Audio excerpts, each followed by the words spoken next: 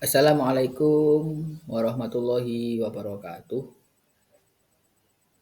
Jumpa lagi dengan Pak Rozak dalam materi layanan bimbingan dan konseling.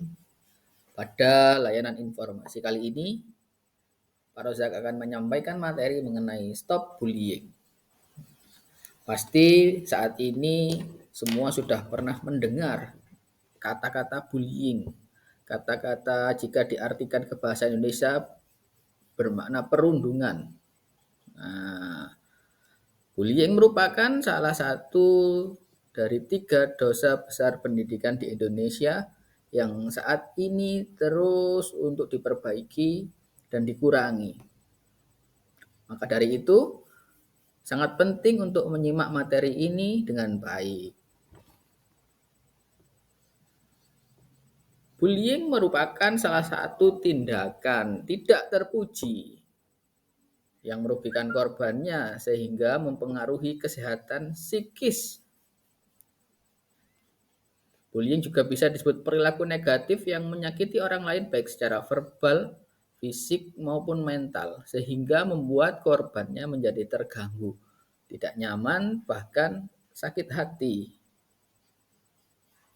Parahnya, kasus bullying kerap terjadi di lingkungan pendidikan, khususnya pada jenjang sekolah atau SMP saat ini.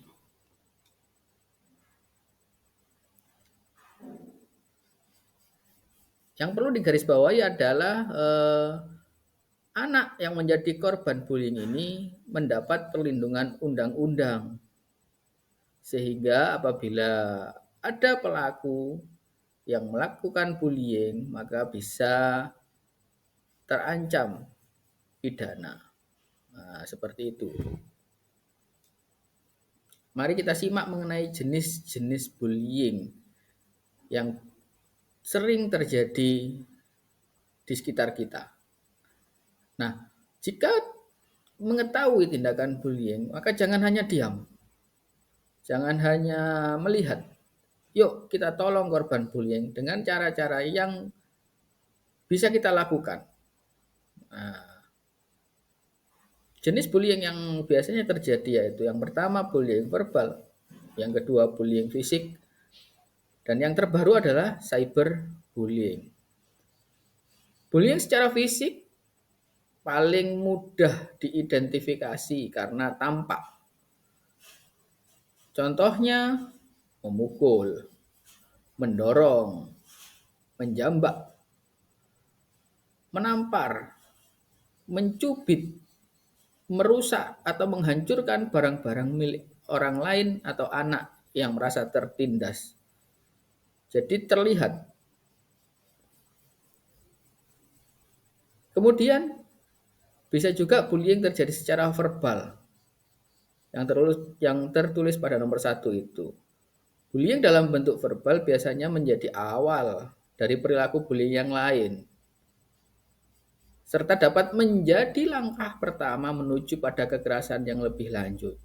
Bullying verbal biasanya mencemooh, menghina, mengolok-olok dengan julukan nama celaan, fitnah, merendahkan martabat orang lain, mengintimidasi, dan lain sebagainya, dan lain sebagainya. Tentu itu terjadi di sekitar kita. Maka yang melihat atau yang mengetahui ada kasus-kasus tersebut, yuk sebisa mungkin kita cegah bersama-sama. Yang ketiga yang terbaru adalah cyberbullying. Nah, ini merupakan gabungan dari verbal dan fisik. Akan tetapi dilaksanakan atau bullyingnya menggunakan sarana media elektronik.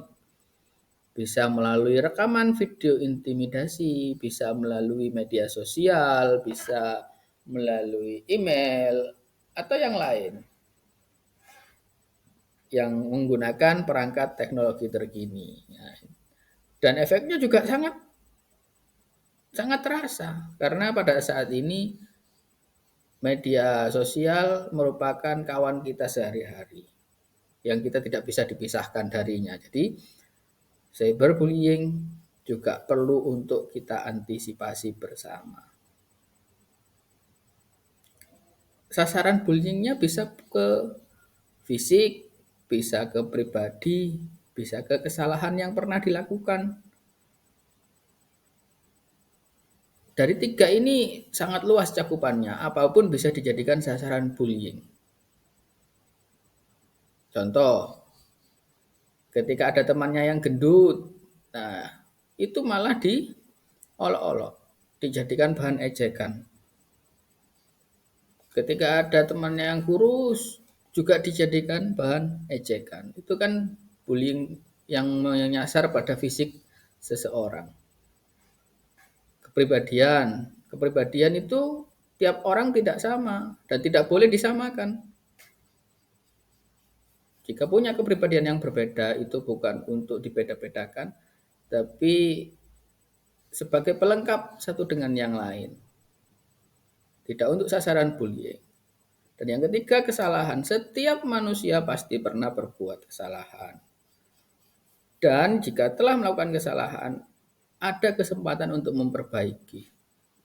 Akan tetapi kesalahan ini dijadikan sasaran, dijadikan modal untuk perundungan. Nah, semoga ini tidak terjadi pada kita semua. Penyebab bullyingnya bisa macam-macam. Bisa karena kurang perhatian, bisa karena iri dengan korbannya, bisa karena dendam, atau yang paling sering ini, yang nomor 4, ikut-ikutan, tidak tahu akarnya, tidak tahu penyebabnya. Ada temannya dibully, ikut. Ada temannya dihina, ikut menghina. Ada kasus berantem, ikut mukul. Nah, itu yang perlu kita hindari bersama. Bullying berdampak serius pada kehidupan. Korban bullying mempunyai tekanan dalam hidup yang sangat kuat. Bisa jadi trauma, bisa jadi stres. Jika tidak seperti itu akan dendam.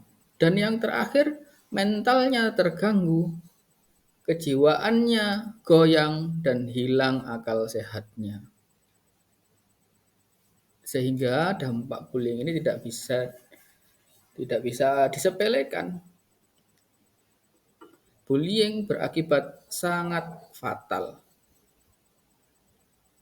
Nah, cara mengatasi bullying bisa berbicara kepada pelaku. Harus berani mengatakan bahwa itu tidak nyaman, itu tidak baik. Atau bisa juga cerita kepada orang yang dipercaya. Jika di sekolah, bisa lapor ke guru. Bisa lapor ke orang yang bisa melindungi. Atau diabaikan saja, asal mentalnya kuat. Bisa juga menambah rasa percaya diri dan rasa berani dalam diri. Atau kalau kita bisa mencegah, cegah bully. Dan terus kampanyekan stop bullying. Jadi seperti itu, semoga kita semua terhindar dari bully. Jika ada kasus bullying di sekitar kita, maka kita harus kita harus care, kita harus peduli. Yuk kita bantu korban bully dan kita cegah bersama-sama. Nah, untuk refleksi kali ini, bagaimana cara sobat untuk mengatasi perilaku bully menurut kalian? Silakan dijawab. Dan akhirnya demikian materi Stop Bullying kali ini. Terima kasih telah menyimak layanan bimbingan konseling dengan baik. Akhir kalam, assalamualaikum warahmatullahi wabarakatuh.